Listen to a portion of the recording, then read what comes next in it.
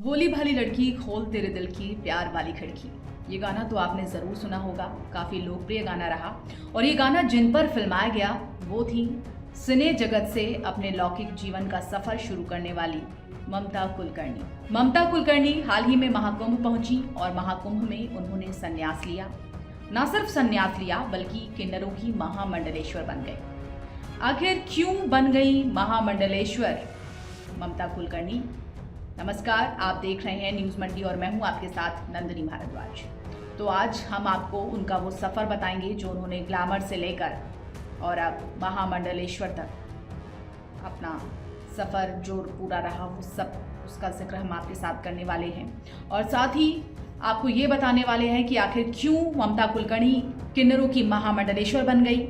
आज हम ममता कुलकर्णी के ग्लैमर से लेकर आपको किन्नरों की महामंडलेश्वर बनने तक की हकीकत बताने जा रहे हैं और बताएंगे ये भी कि आखिर क्या ममता कुलकर्णी खुद किन्नर हैं या फिर बन गई हैं ये, और उन्होंने किन्नरों का अखाड़ा ही क्यों चुना कि वो किन्नर अखाड़े की महामंडलेश्वर बनेगी।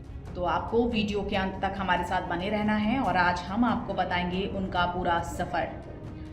क्या ममता कुलकर्णी किन्नर हैं? मराठी ब्राह्मण ममता कुलकर्णी कौन सी परीक्षा पास कर महामंडलेश्वर बनी है? किन्नर अखाड़ा परिषद जो है उसने किस आधार पर ममता कुलकर्णी को महामंडलेश्वर बनाया है? क्या ममता कुलकर्णी को धर्मशास्त्रों का ज्ञान है?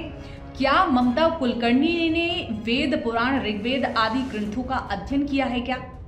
इन तमाम सवालों का जवाब आज हम आपको देने की कोशिश करेंगे। और जहां तक मेरी जानकारी है कि ममता कुलकर्णी को संस्कृत भाषा का भी ज्ञान नहीं है, तो फिर कौन सी परीक्षा पास करके ममता कुलकर्णी महामंडलेश्वर बनी है किन्नर अखाड़े की? इसके साथ ही हम जानेंगे कि क्या ममता कुलकर्णी, क्योंकि वो केन्या से 20-25 बरस के बाद भारत आती है और आते ही किन्नरों के अखाड़े की महामंडलेश्वर बन जाती है। सवाल इसलिए भी उठ रहे हैं क्योंकि ग्लैमर से लेकर संन्यास तक की अगर हम बात करें तो 90s के दशक की वो फेमस अभिनेत्री रह चुकी हैं भारत की और उनकी टॉप एक्ट्रेस में गिनती होती है। अगर टॉपलेस शूट का जो विवाद था उससे लेकर बात करें हम आज तक की, तो भारत वापसी तक की पूरी सीरीज हम आपको दिखाने वाले हैं कि किस तरीके से ममता कुलकर्णी का जीवन बदला। तो चलिए शुरुआत करते हैं वीडियो। बता दें आपको, फिल्म तिरंगा से ही अपने बॉलीवुड में कदम रखा था। उन्होंने आशिक आवारा की, करण अर्जुन जैसी हिट फिल्मों में काम किया। फिल्म आशिक आवारा के लिए उन्हें 1993 में film fair new face award मिला था। उनकी आखिरी फिल्म कभी तुम कभी हम साल 2002 में रिलीज हुई। ममता पिछले 2 दशकों से लाइमलाइट से दूर थी। उनकी साल 1993 में वो तब विवादों में एक बार और घिरी थी जब उन्होंने स्टारडस्ट मैगजीन के लिए टॉपलेस फोटोशूट कराया था। और इस बीच अभिनेत्री को राजकुमार संतोषी ने अपनी फिल्म चाइना गेट में कास्ट किया, लेकिन दोनों के बीच विवाद के चलते अभिनेत्री को फिल्म से निकाल दिया गया था। हालांकि कुछ बाहरी दबाव के चलते ऐसा सामने आया कि उन्होंने अंडरवर्ल्ड से एक तरीके से दबाव डलवाया फिल्म प्रोड्यूसर पर कि वो फिल्मों में बनी रहें, लेकिन फिल्म जो थी वो फ्लॉप रही और इसके बाद अभिनेत्री ने राजकुमार संतोषी पर हैरेसमेंट का आरोप लगाया। एक अभिनेत्री जो अंतर्राष्ट्रीय ड्रग रैकेट में 2000 करोड़ के अंतर्राष्ट्रीय ड्रग रैकेट में आरोपी बतौर शामिल थी, वो अचानक 20 से 25 बरस के बाद भारत लौट आती हैं और वो भी संन्यास के लिए। क्या है पूरा माजरा, आइए उसको भी समझते हैं। दिसंबर में ममता कुलकर्णी ने अपने एक सोशल मीडिया पर एक वीडियो साझा किया था जिसमें उन्होंने अपने प्रशंसकों को सूचित किया था, खुलासा किया कि वो आमची मुंबई में वापस आने के बाद वास्तव में अभिभूत और भावुक महसूस कर रही थी। सुनिए। Hi guys, this is Mamta Kulkarni and I just come to India, Mumbai, Amchi Mumbai after 25 years and I'm really nostalgic of the whole journey that I went out of India in the year 2000 and exactly at 2024 I'm here and I'm really overwhelmed and I don't know how to express it. I'm emotional. In fact, when the flight landed or before the flight landed, I was seeing on my left, right and I saw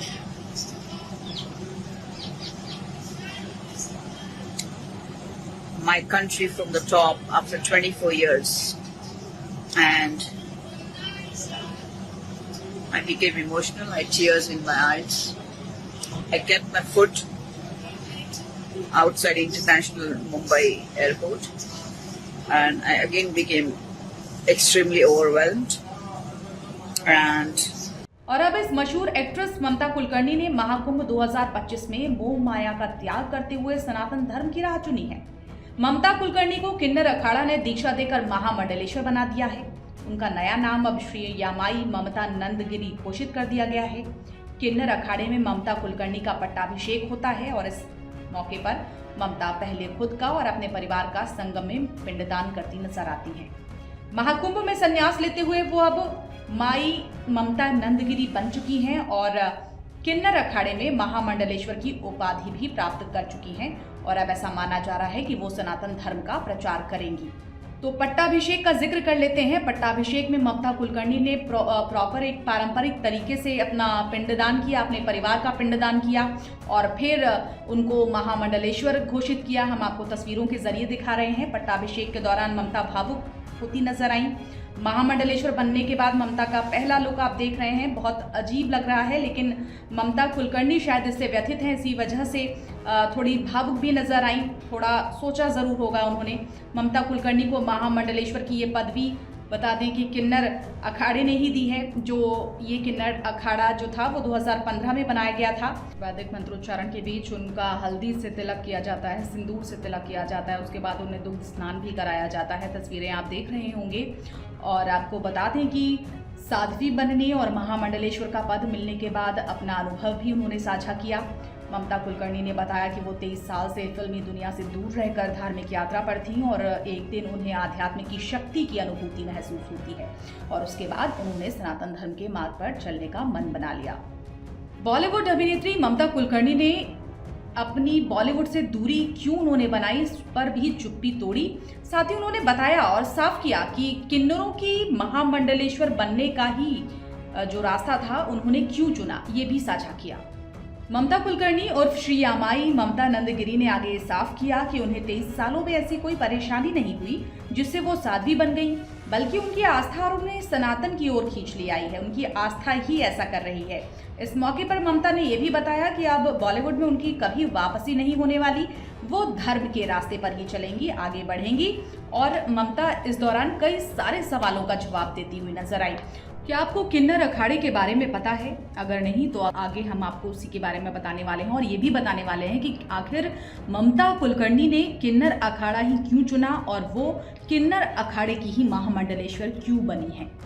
दरअसल सनातन धर्म के 13 प्रमुख अखाड़े माने जाते हैं और 13 प्रमुख अखाड़ों में से किन्नर अखाड़ा बहुत अलग है। इसके रीति रिवाज, इसका कल्चर बहुत अलग स्थान रखता है बाकी अखाड़ों से। ये वो अखाड़ा है जिसमें सन्यासी बनने के बाद भी आप सांसारिक जीवन को जी सकते हैं और इसमें महामंडलेश्वर बनने के लिए सांसारिक और पारिवारिक रिश्तों को खत्म करना जरूरी नहीं होता।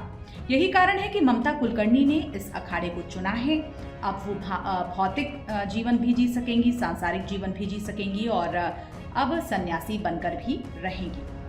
अब क्या है कि इसमें उन्हें वैराग्य वाला जीवन नहीं बिताना पड़ेगा जो आमतौर पर हमारे यहाँ के अखाड़े बिताते हैं, अपने परिवारों से दूर रहते हैं, किसी भी सांसारिक भोग वस्तु को नहीं इस्तेमाल करते हैं। जबकि ममता कुलकर्णी ऐसा कर पाएंगी और वो भौतिक जीवन भी जी सकेंगी, सन्यासी भी बनी रहेंगी, पार्टीज भी कर सकती हैं और इसके अलावा दफ्तर भी, अपना कामकाज भी आना जाना कर सकती हैं।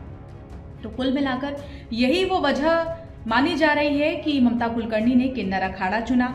आपको बता दें कि ममता कुलकर्णी इस वक्त इंटरनेट सेंसेशन बनी हुई हैं। आप देखिएगा, आप गूगल पर सर्च करके देखिएगा, ममता कुलकर्णी से जुड़ी हुई तमाम चीज़ें सर्च की जा रही हैं तेज़ी से और तमाम तरीके के आरोप भी ममता कुलकर्णी पर लग रहे हैं। मसलन उन्हें महामंडलेश्वर क्यों बना दिया गया, उन पर तो टॉपलेस शूट के आरोप लगाए गए हैं। टॉपलेस शूट उन्होंने कैसे कर दिया और टॉपलेस फोटो शूट कराने वाली महामंडलेश्वर क्यों बनी है, इसको लेकर भी सवाल दागे जा रहे हैं। तो कुल मिलाकर ममता कुलकर्णी अब आध्यात्म की राह पर हैं और आध्यात्म की राह पर चलते हुए दूसरों को भी तप और भजन का मार्ग दिखाने वाली हैं। हालांकि फिल्मी दुनिया में काम करते समय वो एक से बढ़कर एक पापियों के संपर्क में भी रही हैं और कहा ये भी जाता है और शायद वो पापियों के संपर्क में रही है तभी सवाल उठाए जा रहे हैं, उन पर तमाम तरीके के आरोप लग रहे हैं कि टॉपलेस फोटोशूट करने वाली महामंडलेश्वर बन रही हैं।